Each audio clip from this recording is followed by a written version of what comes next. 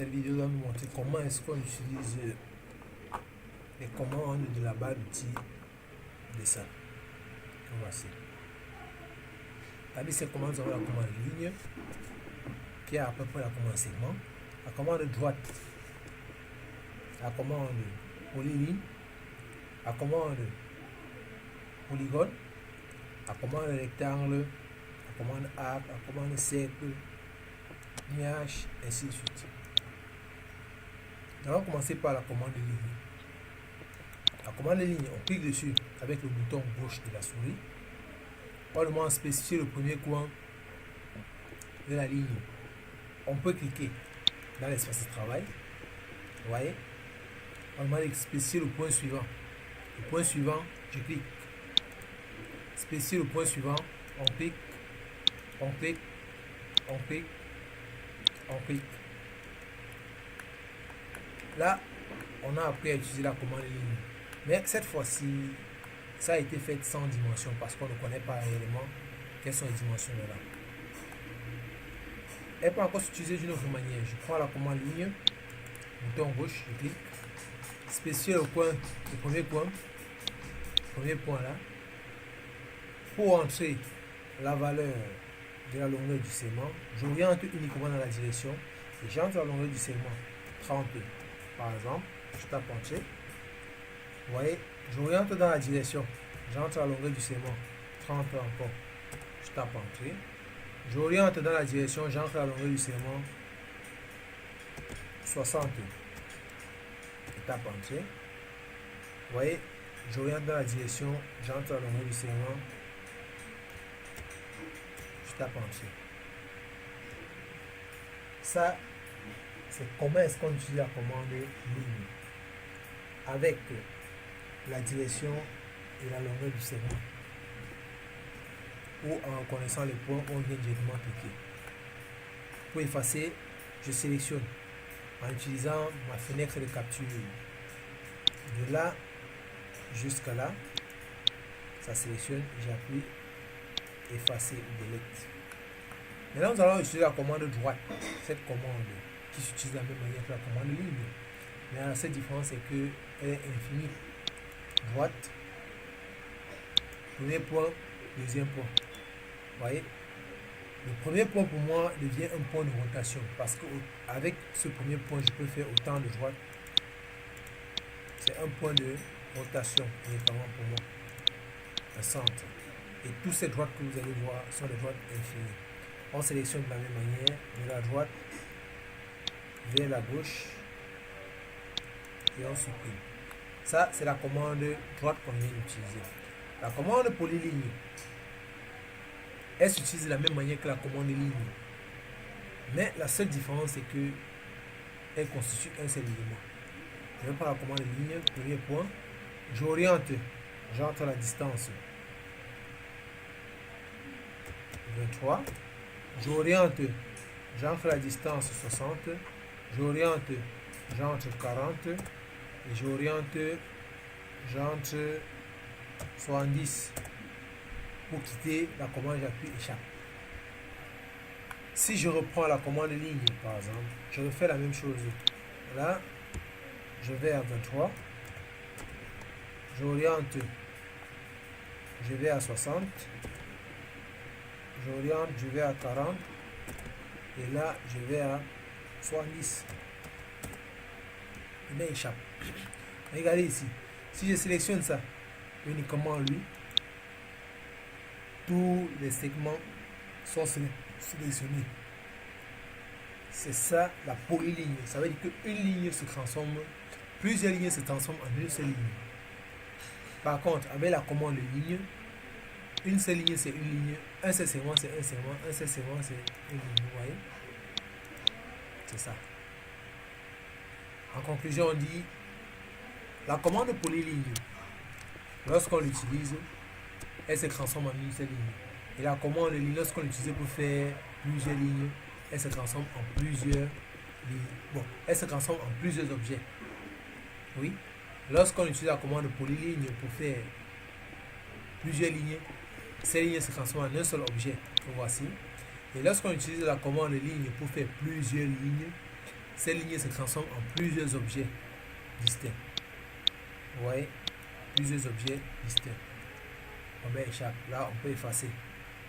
On sélectionne, clic droit, clic gauche, bon, clic de gauche, clic de gauche, clic de gauche, clic de gauche. Delete. Ça, c'est la commande polyligne. Maintenant, la commande polygone que voici. On clique sur la commande polygone, clic de gauche. On dit bien en bas, polygone entre le nombre de côtés du polygone. Je veux un polygone à 10 côtés. J'entre 10. Je tape entre au clavier.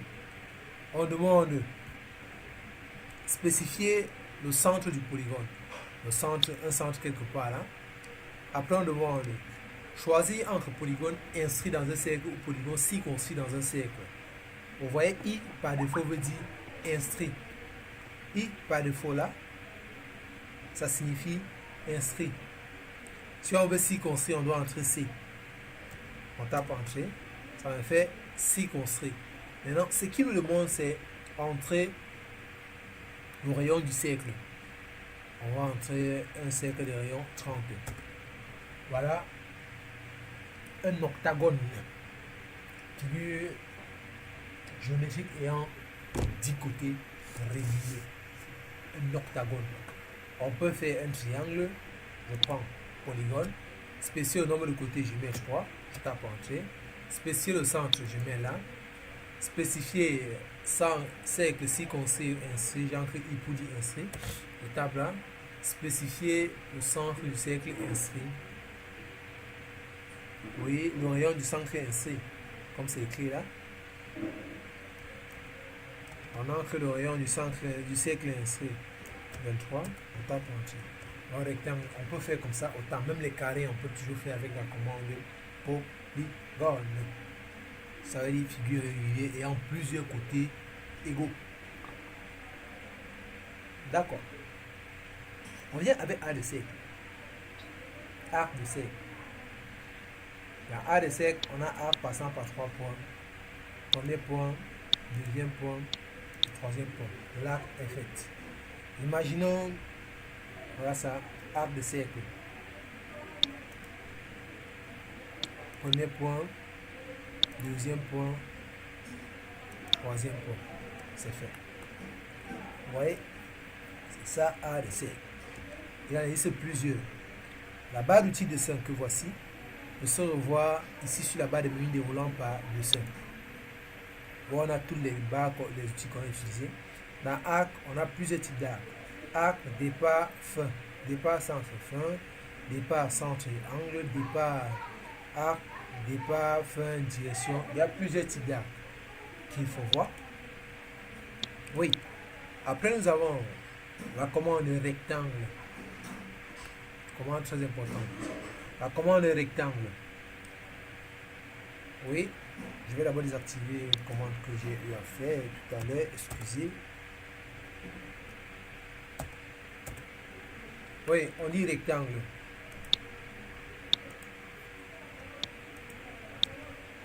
On clique sur la commande rectangle. On demande de spécifier le premier point du rectangle. Si je veux que mon rectangle commence ici, ça c'est mon premier point du rectangle. Si je veux qu'il commence ici, c'est là le premier point du rectangle. Premier coin. Spécifier le second coin. J'ouvre, je clique. Voilà un rectangle fait. Mais ce rectangle-ci a été fait sans dimension. Comment faire un rectangle pareil avec dimension? Pour pouvoir le faire avec dimension, nous allons prendre ceci. Un rectangle, premier coin, là. Un rectangle de longueur, ça a une valeur en X 40 et de valeur en Y 25. C'est pour être comme ça. Rectangle, spécifier le premier coin. On a cliqué déjà. Spécifier le premier coin. On clique là. Spécifier le second coin. On met arrobas. La valeur en X 40, virgule, la virgule et non le point. La valeur en Y 25 et on tape entrée. Voilà un rectangle de longueur 40 et de largeur 25. Pareil, on peut faire aussi un rectangle encore De longueur spéciaux, premier coin, on clique. De longueur arrobas 70, virgule.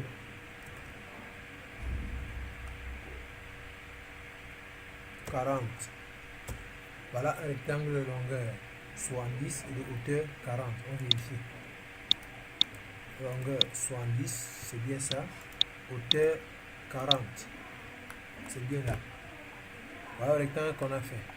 La commande rectangle regorge plusieurs options, à savoir les rectangles ayant un angle de rotation, les rectangles avec une épaisseur, les rectangles avec les chanfreins, les rectangles avec les raccords. Nous allons montrer ici là deux rectangles avec raccord, rectangle avec chanfrein, rectangle avec épaisseur. Je fais ceci, rectangle. On me dit ici là, spécifier le premier coin ou chanfrein ou élévation ou raccord ou hauteur ou largeur. Je vais faire avec chanfrein. J'ancre la première lettre de chanfrein, c'est quoi? C. Je tape entrée.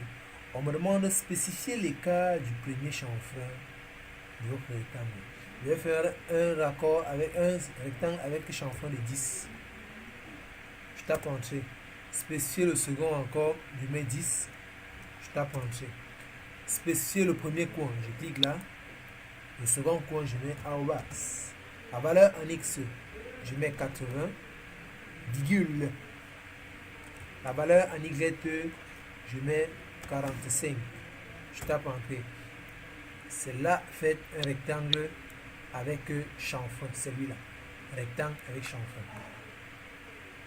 On peut refaire un autre rectangle.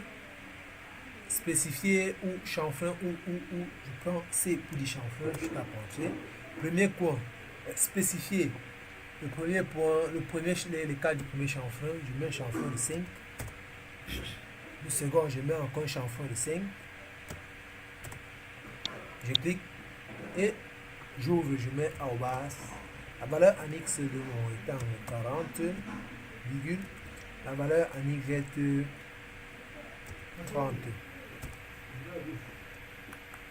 Ça me fait ça. Rectangle avec chanfrein. Une fois fait, il va falloir enlever pour avoir un rectangle avec angle aigu comme ceci. Pour enlever les chanfreins, c'est ceci. On fait rectangle comme cela. Spécifier le premier point ou chanfrein ou j'entre C. Je tape entrée. Pour les chanfreins, l'écartement du chanfrein, j'entre 0. J'entre encore 0. Là, je peux déjà faire un rectangle avec angle vif. Vous voyez bien? D'accord. Le second rectangle maintenant, c'est rectangle avec raccord. Je prends un rectangle. Spécifier le premier coin ou chanfrein ou élévation ou raccord ou j'entre R pour dire raccord. Je tape entrée. Spécifier le rayon du raccord. J'entre 10 au rayon du raccord. Je tape entrée. Le premier point, c'est là. Spécifier le second coin, je mets arrobas. La valeur en X 70, virgule. La valeur en Y, je mets 35. Je tape entrée. Voilà un rectangle avec le raccord. Le rayon du raccord, c'est bien 10. Je cote d'ici à là. Ça fait bien 70. D'ici à là, ça fait bien 70. Ça fait bien 35, comme on a fait tout à l'heure. Et côté le rayon du raccord, je clique là. Je coupe là.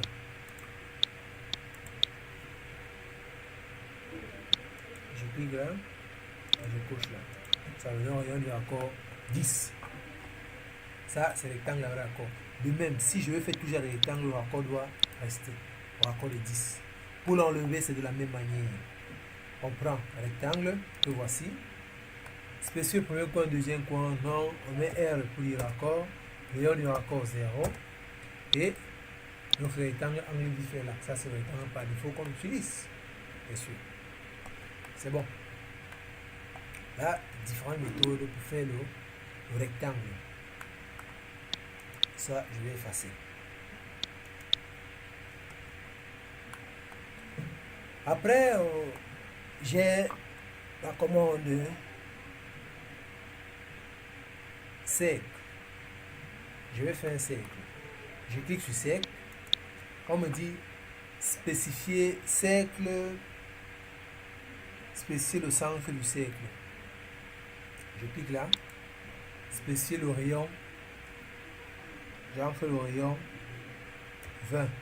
Je tape entier. Ça, c'est un cercle de diamètre 40 de rayon 20. Pour voir, je cote le rayon. Ici, je cote là. C'est bon. Là, je fais le cercle. Ok? Après ça, j'ai le nuage. Bon, nuage, on peut plus utiliser par les décorateurs. Vous voyez, on peut faire la décoration. On ne clique pas, on se déplace juste jusqu'à sa forme de nuage. On clique sur nuage, comme vous voyez. On clique là. On déplace juste le curseur de nous-mêmes. En fonction de la rapidité de déplacement, c'est comme ça que l'arc devient aussi plus grand. On déplace. Le nuage ne finit que lorsqu'on arrive au point de départ. Voilà notre nuage. Vous voyez, c'est bien un nuage. D'accord. On passe par la commande spline. Cette commande, c'est spline. Il consiste à faire des courbes. Oui, on clique sur la commande spline. Oui, on clique en se déplaçant. Vous voyez, plus on se déplace, plus ça donne des formes. On coupe à main levée. Pour quitter, on tape Entrée. C'est parti. Vous voyez, c'est ça le nuage. C'est ça la spline. On efface. Nous avons la ellipse. Ce monsieur-ci, qui consiste à faire des ellipses. On prend la commande ellipse, comme celle-là. On demande spécifier l'extrémité de l'axe. C'est là. Spécifier l'extrémité, deuxième extrémité, ça veut dire le grand axe. Si mon grand axe est de longueur 60, je mets 60, je tape entier. Et l'extrémité du petit axe, j'oriente comme ça là. Je mets la moitié. Si mon petit axe c'est 30, je mets la moitié 15. Voilà une ellipse. Le grand axe 60, le petit axe 30. Grand axe d'ici à là 60, petit axe d'ici à là 30. Là, on efface.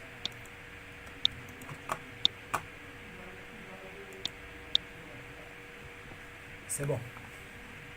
Bon, venons maintenant au cas pratique. Soit à représenter les deux figures ci-après. Commençons par celle-ci. Celle-ci.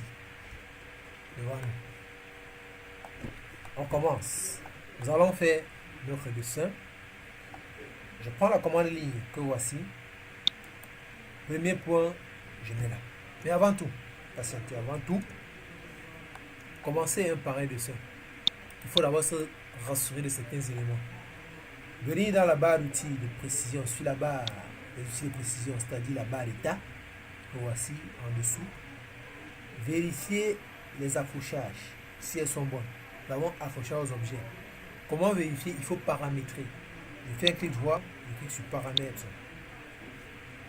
Dans mes accrochages, je me rassure que tout est coché, sauf nodal et quadrant. Que voici. On clique sur OK. C'est bien activé. Ensuite, on active l'accrochage aux objets. C'est bien là, accrochage désactivé. Je clique sur ça. Accrochage aux objets activé. Que voici. Voilà. Une fois les accrochages activés, nous allons commencer notre dessin. Je prends la commande ligne que voici. Je mets là, premier point. Regardez, je ne connais pas l'horizontal. Pour que cela m'amène dans l'horizontal, il faut que j'active la commande ortho que voici. La commande ortho que voici, soit avec un raccourci F8 au clavier. On clique sur ortho là. Ça me permet d'aller uniquement à l'horizontale et uniquement à la verticale. Étant fait, je prends ma commande ligne. Premier point, là, j'oriente vers le bas. La descendante, c'est combien? 60. Je mets 60. Je tape entrée. J'oriente là. La descendante, la côte, c'est combien? 30. Je mets 30. Je tape entrée. J'oriente vers le haut. La côte, c'est combien? 10. Je mets 10. J'oriente de côté. La côte, c'est combien? 30. Je mets 30. J'oriente vers le haut. La côte, c'est combien? 20. Je mets 20. J'oriente vers l'arrière, la côte c'est combien? Encore 20. Je mets 20. J'oriente vers le haut, la côte c'est combien? 30. Je mets 30. Et j'oriente là, vous voyez, l'extrémité, ou alors j'oriente comme ça, je mets 40. Là c'est fini, je mets échappe. Voilà le début fait. Maintenant, il nous faut mettre notre cercle. Cercle de rayon 10. Pour mettre le cercle, il va falloir d'abord représenter le trait d'axe. On nous dit le trait d'axe est situé au milieu de ça, de ces segments-ci. On prend la commande ligne, on approche le segment. Puisque accrochage aux objets est activé, ça va nous montrer le milieu. On clique sur le milieu, on oriente là. On nous dit encore pareil ici là-haut que c'est à 20, ça veut dire au milieu du segment. Je prends encore la commande ligne, milieu du segment, j'approche, milieu, c'est bon. Je clique et ça coupe. Vous voyez, le point d'intersection ici là représente pour moi le centre de mon cercle. Qu'est-ce que je fais? Je prends la commande cercle, spécifier le centre du cercle. Là, j'approche, vous voyez, intersection des deux droites. Ça me montre l'intersection, c'est ça le centre de mon cercle. Je clique dessus. Spécifier le rayon, je vais entrer la valeur du rayon 10. Je tape entrée. Voilà mon dessin fait. Vous voyez? Ok. Regardez, je sélectionne là. Je sélectionne là. Chaque point ici est susceptible d'être déplacé. Ceci étant, je clique dessus, bouton gauche, je déplace. Je clique aussi sur celui-ci. Bouton gauche, je déplace.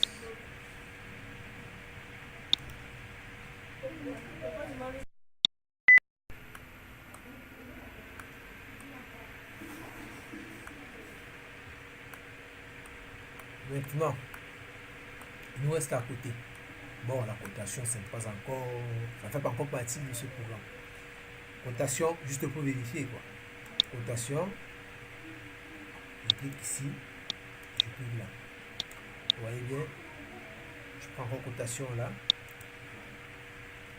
je clique ici, je tape entrée, je clique là. Je prends cotation encore, je tape entrée, je clique là. Pour appeler la dernière commande, il suffit seulement de taper sur entrée. On tape sur entrée, elle revient, on ressort là. Maintenant, je vais coter mon cercle. Cotation cercle, par le diamètre ou par le rayon. Par le rayon, je clique et je mets là. Vous voyez bien, mon dessin est fait. Mais maintenant, il faut noircir les bords. Pour noircir les bords, ça veut dire qu'il faut attribuer les épaisseurs au bord. On sélectionne là, on sélectionne là, on sélectionne là, là, ça, et ça. On vient là dans barre d'outils propriété des objets. On déroule là, on donne l'épaisseur. Bon, celui-ci, on va lui donner une épaisseur infime.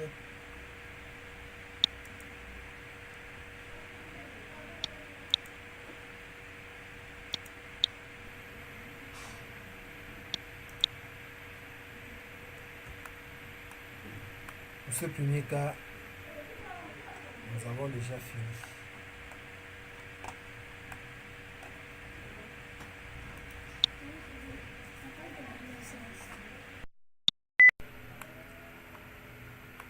Cette fois-ci, nous allons commencer avec le second dessin. Le voici devant nous. Ça a une forme un peu bizarre. Mais nous allons pouvoir.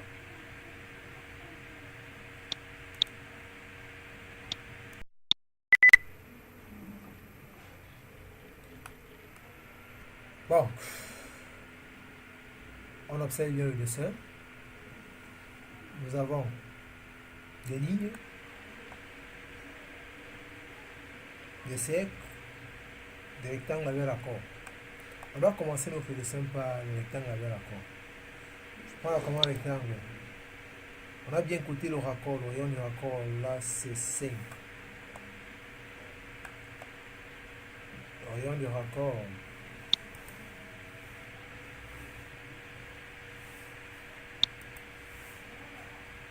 c'est 5. Je prends la commande rectangle, voici. Je mets R pour dire raccord. Le rayon du raccord c'est 5. Mon rectangle a quelle dimension? Longueur en X 45, hauteur 30. Premier point, je clique là. Deuxième point, je mets arrobas. La valeur en X 45, virgule. La valeur en Y 30. Je tape entrée. Voilà mon rectangle avec raccord fait déjà. Maintenant, il faut que je mette mon cercle du milieu. De la même chose, je prends la commande cercle, la commande ligne. Étant donné que nous avons les accrochages activés, on prend là, milieu, là. On reprend encore la commande ligne, on cherche le milieu ici, c'est là. Oui. On met le cercle. Clique sur cercle, le point central c'est là. Et à un moment de spécifier le rayon du cercle c'est 8. Plus le diamètre c'est 16. Bon, maintenant, il nous reste à faire le bras qui va de l'autre côté.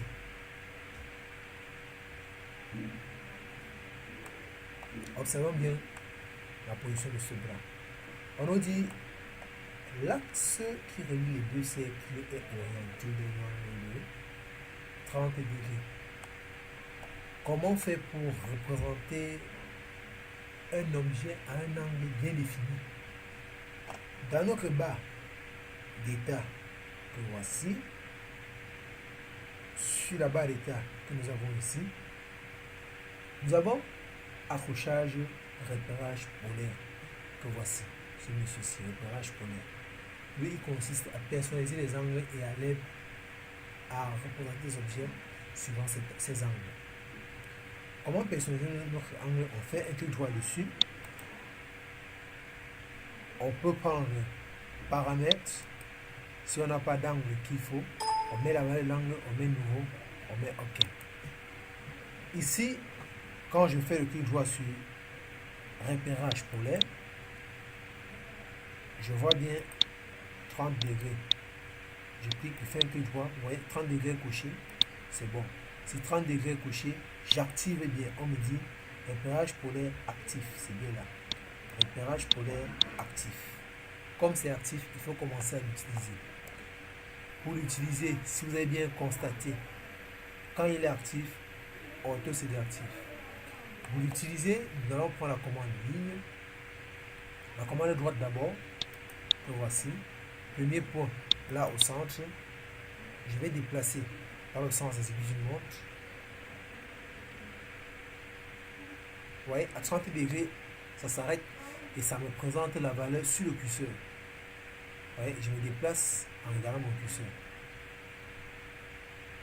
À 30 degrés, il s'arrête. Il me dit bon, polaire à 30 degrés. Je clique là. Ça, c'est bon, c'est 30 degrés. Mais il faut maintenant que je présente mon cercle ici là, à une distance de 60. Je prends ma commande ligne que voici. Premier point là. Deuxième point, vous voyez, on me dit proche. Je laisse proche comme c'est là. Et j'entre la valeur 60. Je tape entrée. Mon trait est bien à 60 et j'enlève la commande, la droite qui était là.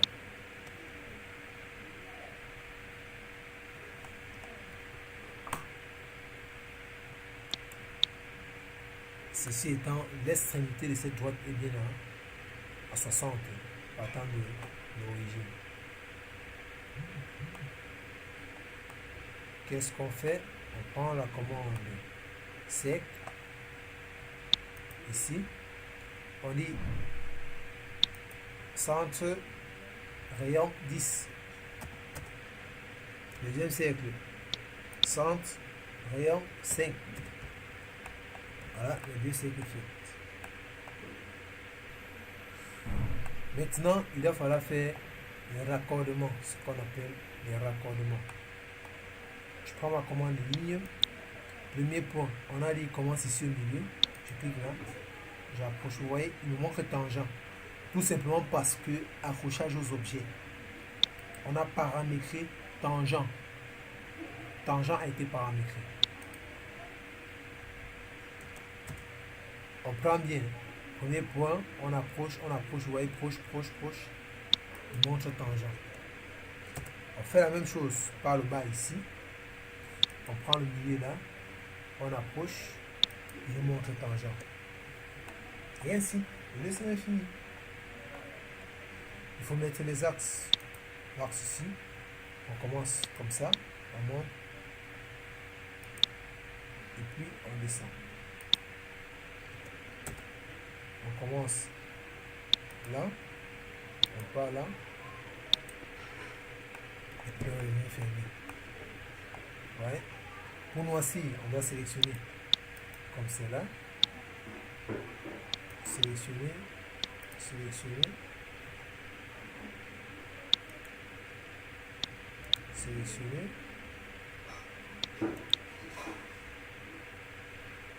Donner l'épaisseur.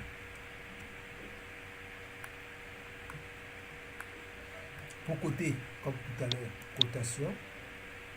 Ici à là 45. Cotation d'ici à là 30. Cotation linéaire d'ici à là 22,5. Mais maintenant, cotation alignée d'ici à là.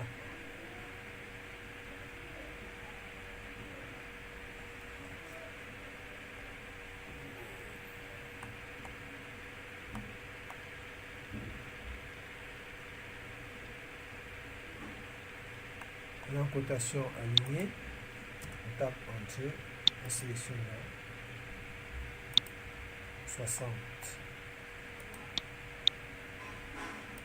On peut déplacer chacun de ces points.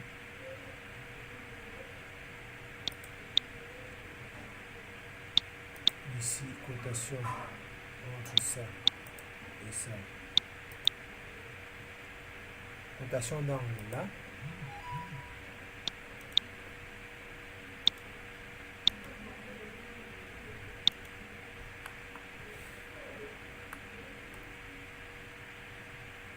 On peut coter les cercles au rayon, au diamètre, cotation au rayon.